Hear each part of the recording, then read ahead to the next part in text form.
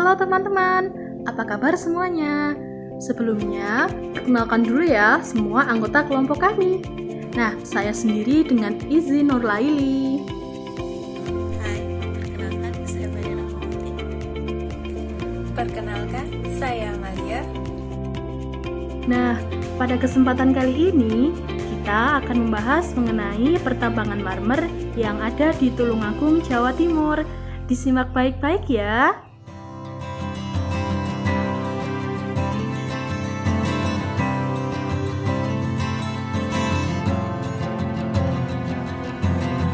Secara administrasi, Kabupaten Tulungagung memiliki 19 kecamatan dengan 257 desa dan 14 kelurahan. Kabupaten Tulungagung berbatasan langsung dengan Kabupaten Kediri pada sebelah utara, Kabupaten Blitar pada sebelah timur, Samudra Indonesia pada sebelah selatan, dan Kabupaten Trenggalek pada sebelah barat. Sebaran geografisnya yaitu pada bagian utara seluas kurang lebih 25% lereng Gunung Wilis yang subur dan terdapat sumber mata air berupa Waduk Wonorejo.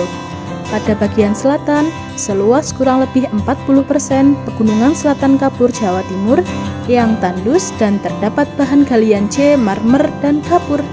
Dan pada bagian tengah seluas kurang lebih 35% berupa dataran rendah Sungai Brantas, Sungai Ngerowo, Parit Agung, dan Parit Raya yang tanahnya subur dan merupakan pusat pemukiman warga Kabupaten Tulungagung.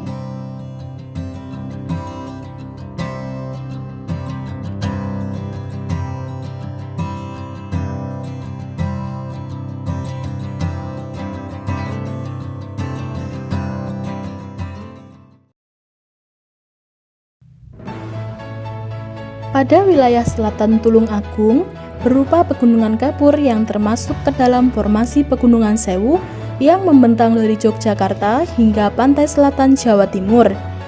Wilayah pegunungan kapur ini menyimpan potensi bahan galian C yang di dalamnya termasuk batu gamping, marmer, dan fosfat. Marmer atau batu pualam merupakan batuan hasil proses metamorfosa atau malihan dari batu gamping. Batuan ini memiliki bentuk yang kompak, padat, tanpa pelapisan, menunjukkan adanya proses rekristalisasi dan banyak mengandung mineral kalsit. Batu marmer umumnya akan berwarna putih pekat atau kekuningan dengan serat saraf yang terbentuk secara alami, seperti halnya saraf yang ada pada batang pohon. Syarat ini memberikan ciri khas dari batu marmer dan memberikan kesan keaslian dan alamiah. Sejak pada masa penjajahan Belanda, sebenarnya industri marmer di Tulungagung sudah mulai berkembang. Pada tahun 1800-an, pemerintah Hindia Belanda mengadakan penambangan marmer di distrik Wajak. Wajak merupakan sebuah distrik yang dibentuk pada tahun 1861 di bawah pemerintahan Bupati Ngerowo yaitu RMT Sumodiningrat. Setelah penelitian 30 tahun tidak mendapatkan hasil, akhirnya penambangan marmer dipindahkan ke Desa Besole di Kecamatan Besuki. PT Industri Marmer Indonesia Tulungagung merupakan industri marmer yang pertama yang berdiri di Indonesia. PT Industri Marmer Indonesia Tulungagung merupakan sebuah perusahaan yang bergerak dalam bidang pertambangan yang merupakan aset masyarakat dan juga aset daerah dari pemerintah daerah Kabupaten Tulungagung. Pada tahun 1990-an, industri kerajinan batu marmer mulai berkembang dengan pesatnya. Terlihat dengan banyak di antara warga masyarakatnya mulai menekuni usaha membuat kerajinan batu marmer sebagai mata pencaharian utamanya.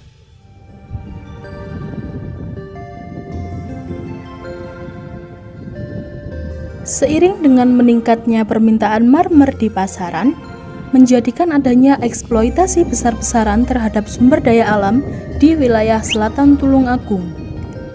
Penambangan marmer ini tidak hanya menjadi monopoli satu perusahaan besar, namun juga oleh penambang kecil atau bahkan perorangan. Penambangan dengan skala kecil ini salah satunya dengan cara penambangan ilegal. Walaupun luas lahan yang dieksploitasi dapat dikatakan kecil, namun karena jumlah yang masif dan waktu yang tidak berbatas, maka akan memberikan kontribusi yang besar pula terhadap kerusakan lahan akibat kegiatan pertambangan ini. Akibat dari adanya aktivitas pertambangan yang sangat masif ini, maka mulailah terjadi sejumlah bencana alam berupa banjir ancar, banjir bandang, kekeringan, hingga tanah longsor. Ada beberapa dampak negatif penambangan batu marmer di Indonesia ini. Di antaranya adalah sebagian perusahaan pertambangan yang dituding tidak memperhatikan kelestarian lingkungan karena mereka melakukan penambangan hutan untuk melakukan kegiatan pertambangan. Selain itu, limbah dari kegiatan pertambangan ini juga mencemari lingkungan, serta areal bekas pertambangan yang dibiarkan menganga begitu saja hingga menyebabkan timbulnya bencana alam yang membahayakan bagi masyarakat sekitar. Tidak sedikit juga terjadi sengketa lahan pertambangan dengan masyarakat sekitar. Kontribusi bagi masyarakat sekitar dirasakan masih sangat kurang, serta hubungan dan keterlibatan pemerintah daerah dalam kegiatan pertambangan ini juga dinilai masih sangat kurang. Selain itu, dari adanya kegiatan pertambangan marmer ini juga dianggap menimbulkan kebisingan yang mengganggu masyarakat setempat.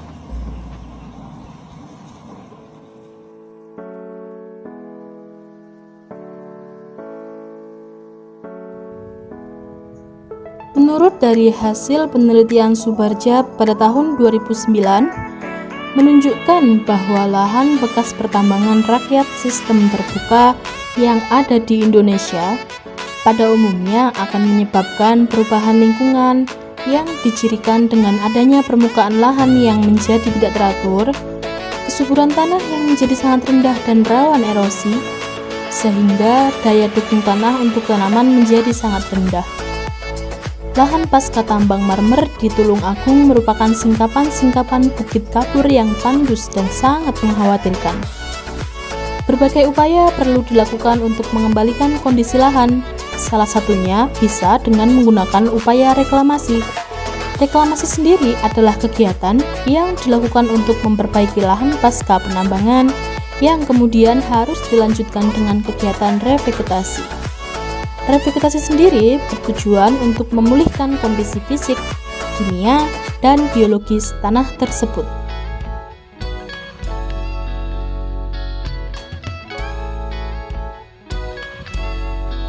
Selain dengan melaksanakan kegiatan revegetasi, terdapat juga opsi lain dari pemanfaatan lahan pasca tambang di Tulung Agung, yaitu dengan membentuk geopark seperti halnya yang dilakukan di Tebing Breksi di Sleman, Yogyakarta.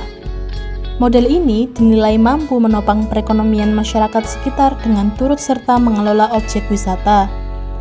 Pembangunan objek wisata berbentuk geopark ini tidak hanya mengubah bukit pasca tambang menjadi objek wisata, melainkan dengan tetap melakukan kegiatan revegetasi pada puncak pundak bukitnya.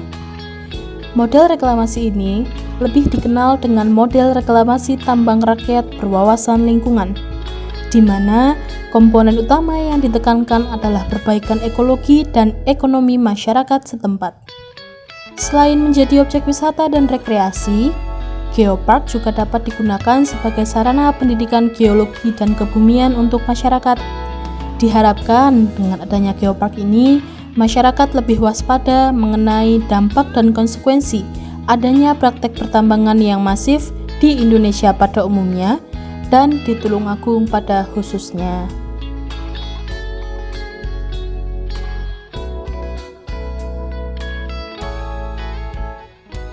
Nah, mungkin cukup sekian dulu ya video kami mengenai pembahasan pertambangan marmer yang ada di Tulung Agung di Jawa Timur.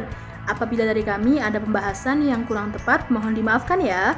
Untuk teman-teman semua, jangan lupa tetap jaga kebersihan dan stay at home. Dan terima kasih untuk yang sudah menonton. Sampai jumpa.